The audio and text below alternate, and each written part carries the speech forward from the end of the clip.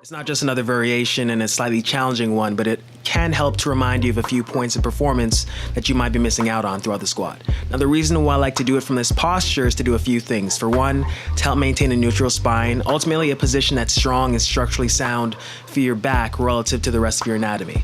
And to a certain degree, it can help to improve your balance throughout the movement, especially in that bottom position, and primarily when we like to do a drill like this, as demonstrated when I add a weight as a counterbalance.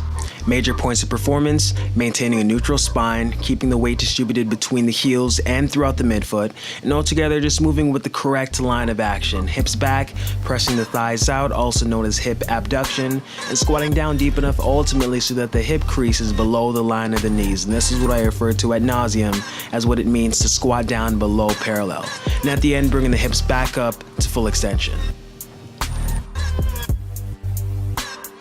Placing a greater emphasis on abduction and possibly external rotation of the hips during the squat might allow you to increase the range of motion and degree of stability, but it's really mostly a matter of semantics. I believe the action of pressing your thighs outwards is mostly a product of recruiting your glute and thigh muscles, particularly the gluteus medius, minimus, and then tensor fasciae lata. Now, the primary responsibility of the glute muscles in particular is to get some hip abduction and to maintain a leveled pelvic girdle. In other words, when you're standing in a unileg position, as demonstrated here during the warm-up, the medius and minimus contract on the side of the leg that's still on the ground in order to make sure that the hip stays level.